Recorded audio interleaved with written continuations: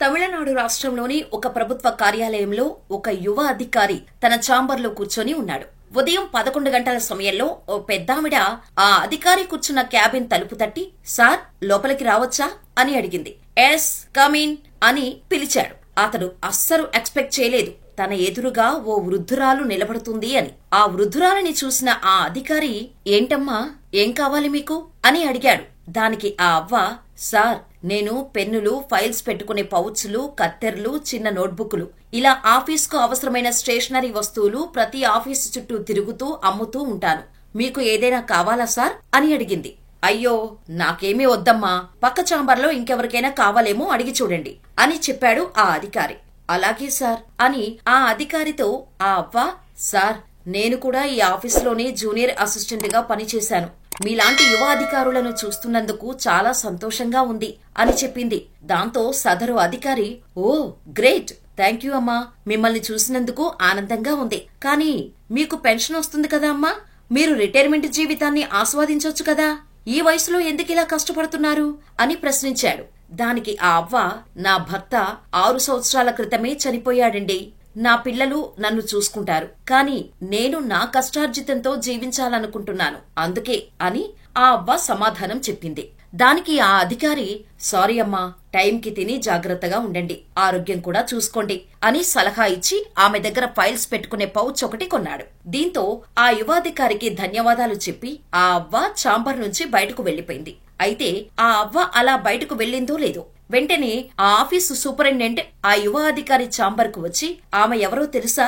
Tamil Nadu civil supplies corporation లో మాజీ ఉద్యోగి" అని చెప్పాడు. దానికి ఆ అధికారి, "హా, ఆమె నాకు చెప్పింది" అని సూపరింటెండెంట్ కు సమాధానమిచ్చాడు.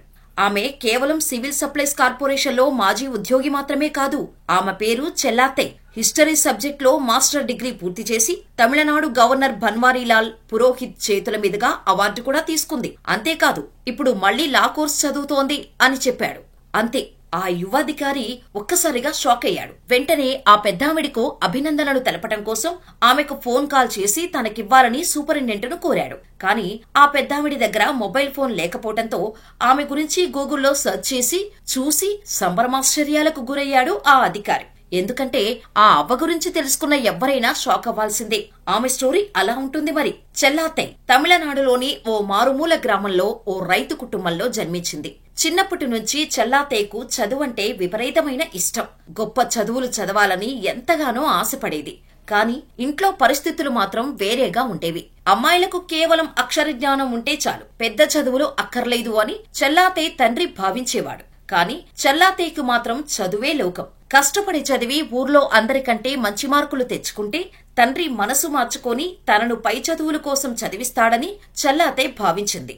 చూస్తుండగానే చెల్లాతే 10వ తరగతికి వచ్చింది. అప్పట్లో 10వ తరగతి అంటేనే గ్రామాల్లో చాలా పెద్ద విషయం. కానీ చెల్లాతేకి మాత్రం డిగ్రీ, పీజీ చేయాలని ఉండేది. 10వ తరగతిలో మంచి మార్కులు తెచ్చుకొని తండ్రిని గర్వపడేలా చేస్తే తన మాట వింటాడని రాత్రింబవళ్లు కష్టపడి చదివింది. అనుకున్నట్టుగానే చెల్లాతే ఫస్ట్ క్లాస్ లో పాస్ అయింది. ఆ చుట్టుపక్కల గ్రామాల పిల్లలందరికంటే ఎక్కువ మార్కులు సాధించింది. ఊర్లో అందరూ చెల్లాతేను పొగుడుతుంటే ఆమె తండ్రి గర్వంతో పొంగిపోయాడు.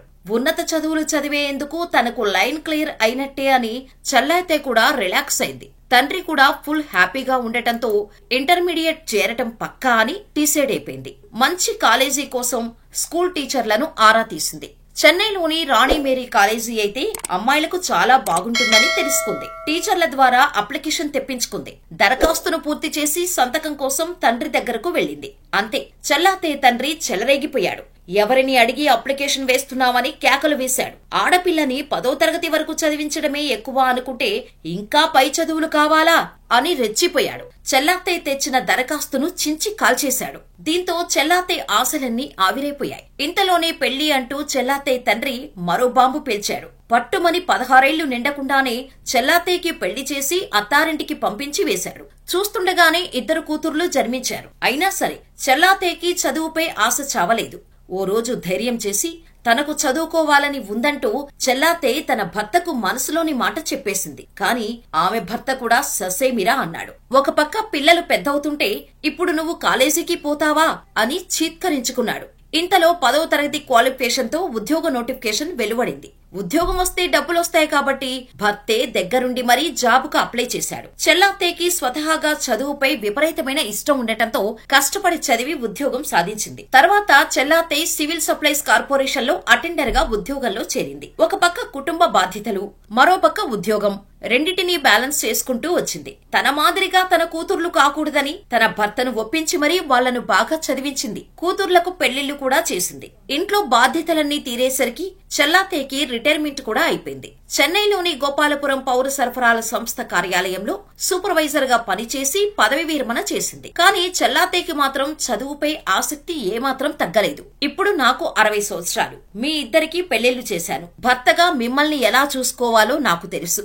ఇక ఇష్టాన్ని కాదనకండి. నేను చదువుకోవాలని అనుకుంటున్నాను అని కూతుర్లు భర్తతో చెల్లాత్తయ్య చెప్పేసింది. కానీ భర్తతో పాటు కూతుర్లు కూడా చెల్లాత్తయ్య నిర్ణయాన్ని తీవ్రంగా వ్యతిరేకించారు. ఈ వయసులో నీకు చదువు అవసరమా? పరీక్షల టెన్షన్స్ వల్ల అనవసరంగా లేనిపోని రోగాలు వస్తాయి. చక్కగా ఇంట్లో ఉండి మనవళ్లు మనవరాలను చూసుకుంటూ రిటైర్డ్ లైఫ్ ను ఆస్వాదించు. ఈ వయసులో ఇవన్నీ నీకు అవసరం లేదు అని తేల్చి చెప్పారు. కానీ ఈసారి చెల్లాత్తయ్య వారి మాట వినలేదు. భర్త కూతుర్లకు తెలియకుండా ఓపెన్ లో ఇంటర్మీడియట్ జాయిన్ అయింది. కుటుంబమంతా నిద్రపోయిన తర్వాత ఒంటరిగా కూర్చొని చదువుకునేది.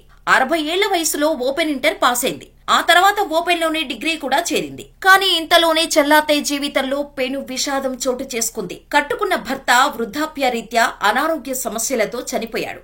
అయినప్పటికీ చెల్లాత్తయ్య తన జీవిత లక్ష్యాన్ని వదులుకోకుండా చదువును కొనసాగించింది. డిగ్రీ పూర్తి చేసింది. తర్వాత హిస్టరీ సబ్జెక్ట్ లో ఎంఏ చేరింది. చదువు కోసం చెల్లాత్తయ్య ఎంత కష్టపడుతున్నా తన కూతుర్లు మాత్రం అర్థం చేసుకోలేదు.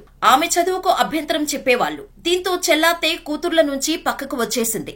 ఉదయాన్నే నిద్రలేచి ఇంటి పనులు ముగించుకుని సైదాపేటలోని ఓపెన్ యూనివర్సిటీకి వెళ్లేది. సాయంత్రం వరకు అక్కడే ఉండి చదువుకునేది. చివరకు ఎంఏ కూడా పూర్తి చేసేసింది. కానీ చెల్లాత్తయ్య అందరికీ ట్విస్ట్ ఇచ్చింది.